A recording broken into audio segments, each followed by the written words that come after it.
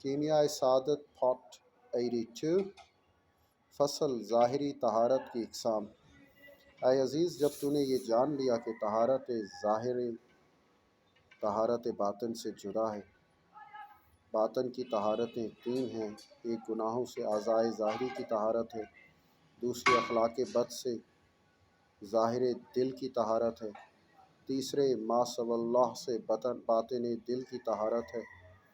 تو اب جان تو کہ طہارت ظاہری کی بھی تین قسمیں ہیں، ایک نجاست سے طہارت ہے، دوسری حدث و جنابت سے طہارت ہے، اور تیسری بدن میں فضول چیزیں جو بڑھتی ہیں ان سے طہارت، مثلا ناخن، بال، میل وغیرہ۔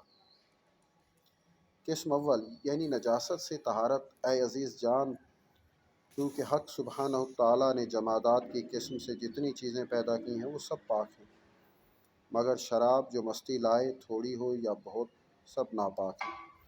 جتنے جانور ہیں سب پاک ہیں، مگر کتا اور سور جو جانور مر جائے ناپاک ہے، مگر آدمی اور مچھلی اور ٹڈی جن جانوروں کے بدن میں بہتا ہوا لہو نہ ہو، جیسے مکھی، بچھو، مماکھی اور کیڑے جو اناج میں پیدا ہوتے ہیں، اور جو چیز جانوروں کے دروں میں مستحیل اور متغیر ہو گئی، وہ سب نجس ہیں، مگر وہ چیز جو جانوروں کی اصل تخم جیسے منی، مرغ کا انڈا، ریشم کا کیڑا، جو چیز مستحیل اور متغیر نہ ہوئی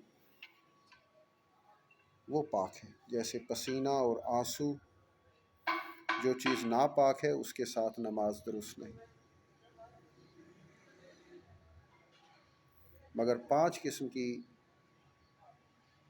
جو چیز ناپاک ہے اس کے ساتھ نماز درست نہیں، مگر پانچ قسم کی نجاست دشواری کے سبب سے معاف ہے۔ ایک، تین پتھر یا ڈھیلے لینے کے بعد براز کا جو اثر باقی رہ جائے، بشرطے کہ اپنے مقام سے پھیلا ہوا نہ ہو۔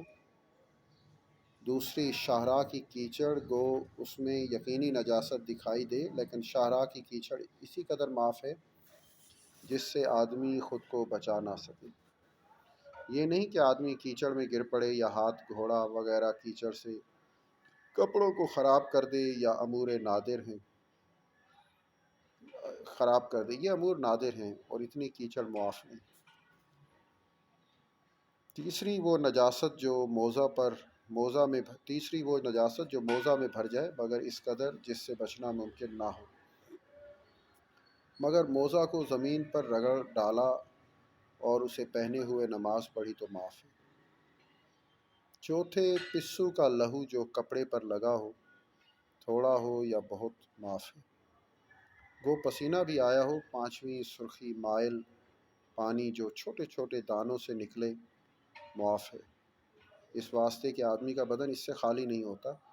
اس طرح جو صاف رطوبت خارش کے دانوں سے نکلے وہ بھی معاف ہے، لیکن جو بڑا دانہ ہو اور اس سے پیپ نکلے، اس کا پھوڑے کا سا حال ہے اور وہ کم ہوتا ہے، اس کا دھونا واجب ہے۔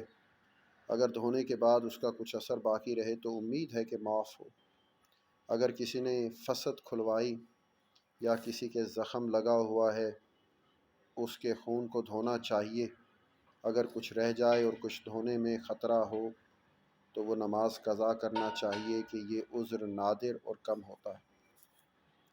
فصل، جو جگہ نجس ہو ایک بار اس پر پانی بہہ جائے تو پاک ہو جاتی، لیکن اگر عین نجاست ہو تو اسے دھونا چاہیے تاکہ عین اور جرم نجاست زائل ہو جائے۔ اگر دھویا اور ملا اور کئی بار اسے ناخن سے کھرچا، بعین ہمہ ہو، اس کی رنگت اور بو باقی رہے تو پاک ہے۔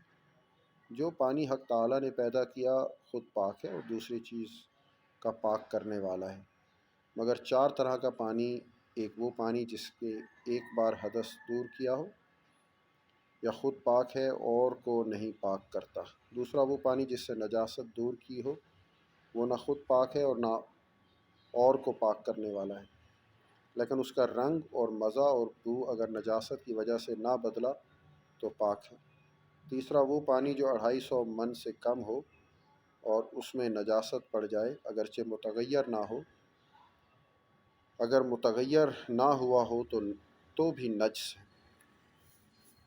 اگر 250 من ہے یا زیادہ ہے تو نجاست پڑنے سے جب تک متغیر نہ ہو جائے ناپاک نہیں ہوتا۔ چوتھا، وہ پانی جس کا رنگ اور بو اور مزہ اس پاک چیز کے سبب سے بدل جائے جس سے اس پانی کو بچا سکتے ہیں، جیسے زعفران، صابن، اشنان، آٹا وغیرہ۔ یہ پانی پاک ہے، پاک کرنے والا نہیں، لیکن اس میں اگر کچھ یوں ہی تغیر ہوا ہو تو پاک کرنے والا بھی۔